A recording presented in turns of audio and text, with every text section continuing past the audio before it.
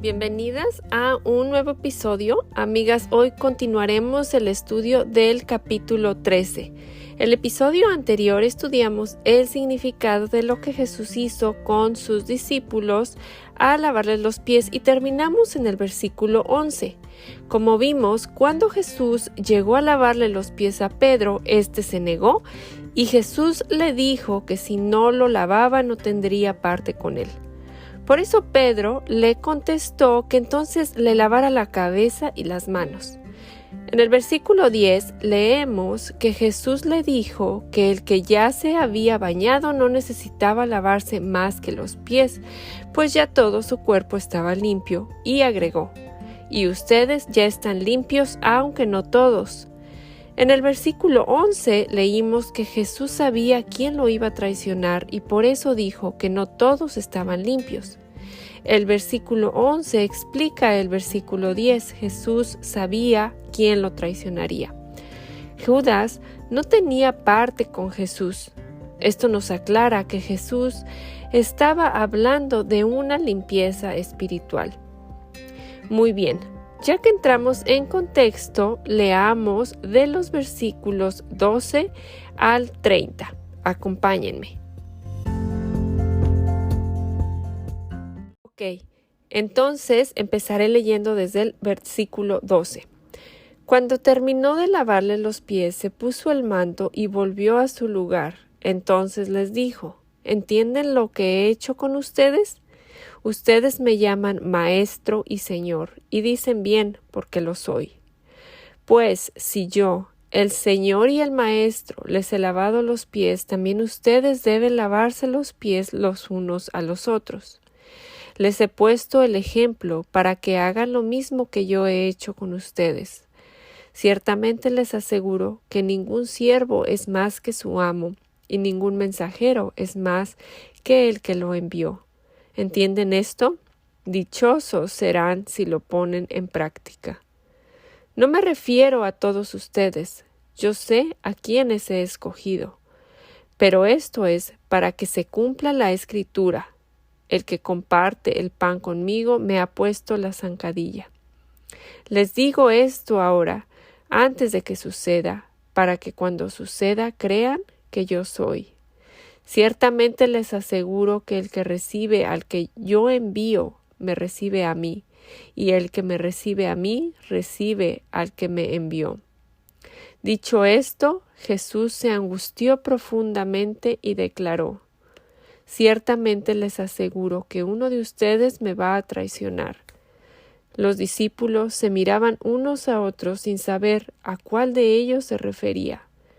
Uno de ellos, el discípulo a quien Jesús amaba, estaba a su lado.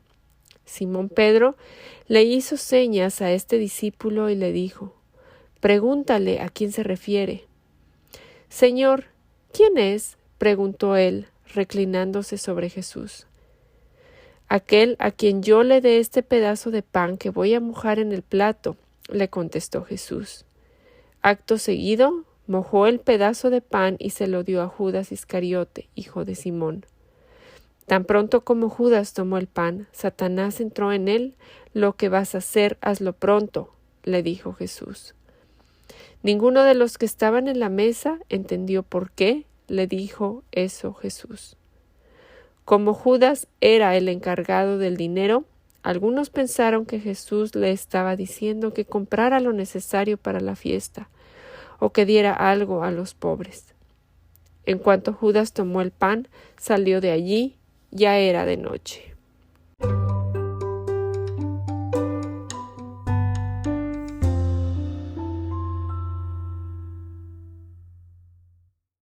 ¿Qué lección de humildad tenemos aquí, amigas? Jesús les puso a sus discípulos el ejemplo de lo que es humildad.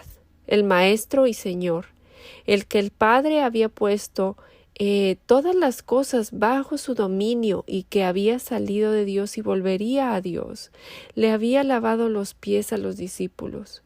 Como vimos en el episodio anterior, el lavado de pies era dejado para las personas de estatus más bajo.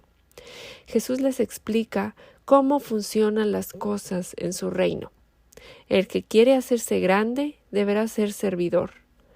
El que quiera ser el primero deberá ser esclavo de todos, porque ni aun el Hijo del Hombre vino para que le sirvieran, sino para servir y para dar su vida en rescate por muchos. La humildad no es un mensaje popular. Cada quien quiere su propio reino, cada quien busca ser servido, pero en el reino de Dios las cosas funcionan de una manera muy diferente. No hay mayor lección de humildad que la que leemos en Filipenses 2. Pablo dice a los de la iglesia en Filipo que no hagan nada por egoísmo o vanidad, más bien con humildad. Consideren a los demás como superiores a ellos mismos. Les dice que no solo deben velar por sus propios intereses, sino también por los intereses de los demás. Pablo continúa diciéndoles en el versículo 5 de Filipenses 2 que la actitud de ellos debe ser como la de Cristo Jesús, quien siendo por naturaleza Dios, no consideró el ser igual a Dios como algo a qué aferrarse, sino que por el contrario se rebajó voluntariamente, tomando naturaleza de siervo y haciéndose semejante a los seres humanos, y al manifestarse como hombre, se humilló a sí mismo y se hizo obediente hasta la muerte, y muerte de cruz. Amigas, si somos hijas de Dios, estamos viviendo como tal. Estamos viviendo una vida que refleja el corazón de nuestro Padre. ¿Es nuestra actitud la misma que la de Cristo? ¿Estamos siendo la luz que refleja que somos hijas de Dios? Oremos que así sea, que el Señor forme en nosotras un corazón de servicio, que nos recuerde que no es acerca de nosotras, pero que todo es acerca de Él y su reino. Jesús terminó preguntándoles que si entendían lo que Él acababa de hacer con ellos, y les dijo que serían dichosos si lo ponían en práctica. En el versículo 17, donde leemos esto. Él les dijo de la dicha que existe en servirse unos a los otros. Él puso el ejemplo para que sus hijos hagamos lo mismo. Y no basta con saber lo que tenemos que hacer, pero hay una promesa en levantarnos las mangas y hacerlo. Claro, no como medio para ganarnos el favor de Dios o la salvación, pero desde una posición que ya tenemos como sus hijas, gracias al poder del Espíritu Santo viviendo en nosotras. En Lucas 11:28, Jesús dijo en respuesta al comentario de una mujer: dichosos los que oyen la palabra de Dios y la obedecen.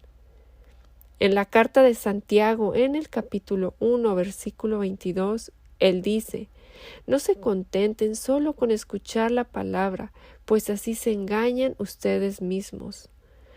Llévenla a práctica. El que escucha la palabra pero no la pone en práctica es como aquel que mira su rostro en un espejo y después de mirarse se va y se olvida enseguida de cómo es. Pero quien se fija atentamente en la ley perfecta que da libertad y persevera en ella, no olvidando lo que ha oído, sino haciéndolo, recibirá bendición al practicarla.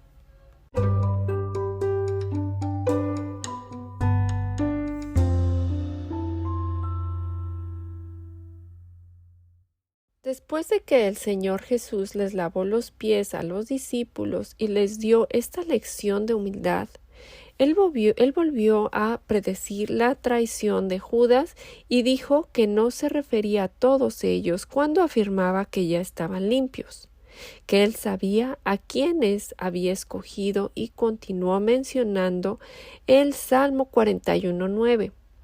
En este salmo, David derrama su corazón ante el Señor y le dice: hasta mi mejor amigo, en quien tenía plena confianza, quien compartía mi comida, se ha puesto en mi contra. Cierre de comillas. En la antigüedad, comer con alguien era un signo de amistad y confianza, por lo que era especialmente terrible que alguien que se sentaba en tu mesa te traicionara. David fue un rey muy importante en el antiguo Israel. La traición que él sufrió no fue incompatible con su posición, y lo mismo ocurrió con nuestro Señor Jesús. Él sería traicionado, pero eso no lo convertiría menos en el Rey de Reyes. Este Salmo 41 también predice el triunfo final de David sobre sus enemigos. Los versículos siguientes en este salmo dicen: Pero tú, oh Señor, ten piedad de mí y levántame, para que yo les pague como se merecen. En esto sabré que conmigo te complaces, que mi enemigo no cante victoria sobre mí. Salmo 41, 10 y 11. Como sabemos, el Señor venció, fue resucitado y exaltado por el Padre. Su sacrificio en la cruz derrotó a la muerte y al pecado. Una vez más, aquí vemos la doctrina de la elección incondicional. Él eligió a los 11 para ser lavados por medio de una expiación definida. Judas no era parte de los elegidos. Jesús escogió a Judas para que fuera uno de los 12. En Juan 6:70, Jesús les preguntó a sus discípulos: ¿No los he escogido yo a ustedes 12? No obstante, uno es un diablo. Sin embargo, Judas no fue elegido como uno de los suyos, como leemos en Juan 13:1 y Juan 13:10 al 18. Veremos más adelante también en Juan 17 a Jesús orando por sus discípulos. Y dice: Padre Santo, protégelos con el poder de tu nombre, el nombre que me diste, para que sean uno, lo mismo que nosotros. Mientras estaba con ellos los protegía y los preservaba mediante el nombre que me diste, y ninguno se perdió, sino aquel que nació para perderse, a fin de que se cumpliera la Escritura. Cierre de comillas. También en Juan 15, Jesús les dice a sus discípulos que ellos no lo escogieron a Él, sino que Él los escogió a ellos. En los evangelios según Mateo, Marcos y Lucas, Judas es nombrado como el que traicionaría a Jesús. Ya sabemos entonces que Él dijo que 11 de ellos estaban limpios, pero que no todos, pues Él sabía quién lo iba a traicionar, refiriéndose a Judas. Él estaba preparando a sus discípulos de lo que ya estaba escrito estaba por cumplirse. Y lo que estaba escrito era que el que compartiría el pan con él le pondría una zancadilla. Amiga, rechazar a Jesús como lo hizo Judas es realmente rechazar a Dios, porque recibir a Jesús es realmente recibir a Dios como Señor, y lo vemos en Juan 12:44. Jesús dijo que existe una relación similar entre cómo las personas nos reciben y cómo reciben a Dios. Juan 13:20. Cuando las personas reciben el mensaje del Evangelio a través del mensaje que predicamos, reciben a Cristo, y al recibir a Cristo reciben a Dios mismo. La gente podría rechazarnos de una manera similar a como Judas rechazó a Jesús, pero en última instancia están rechazando a Dios.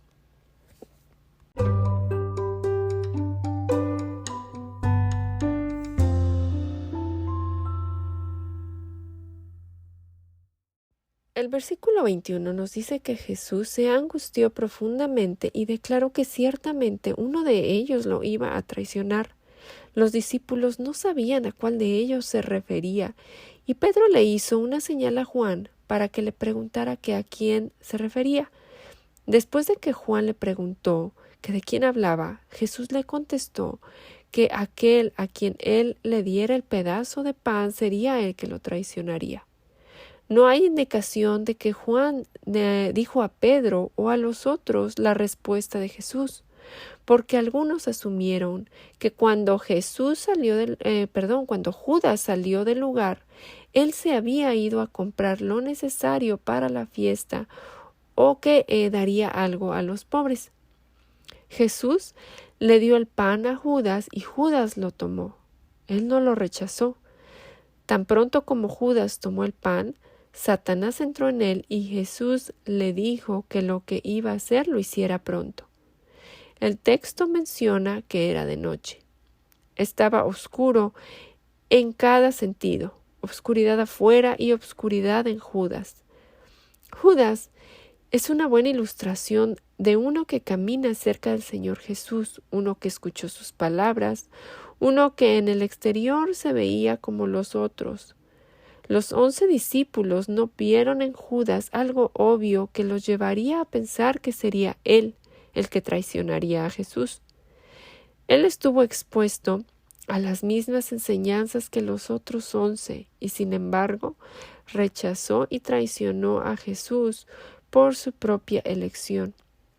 Y aunque los otros también lo abandonaron en algún momento, como cuando Pedro lo negó, ninguno de los que pertenecían a Jesús se perdió, porque sus ovejas oyen su voz y Él las conoce y las siguen.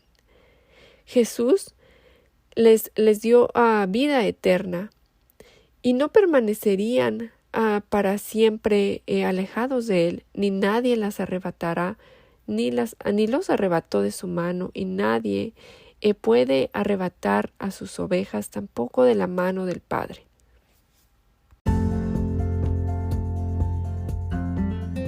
Quiero terminar con estas preguntas de reflexión. Si Cristo lavó los pies de sus discípulos como ejemplo para ellos y para nosotras, para que lo imitemos, ¿lo estamos haciendo?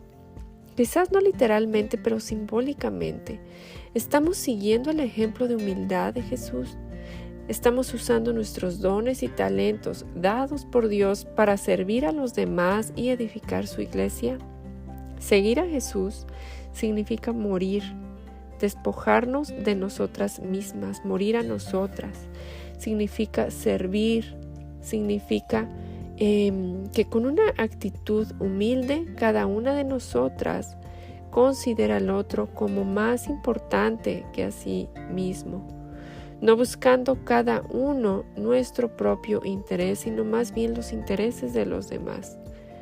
¿Hay en nosotras esta actitud que hubo también en Cristo Jesús? Amiga, gracias por escuchar este podcast, estos episodios. El objetivo es ayudarte a crecer en semejanza a nuestro Salvador. Agradecemos que lo compartas, pues así más vidas son alcanzadas con el Evangelio. Que el Señor te bendiga y hasta la próxima semana.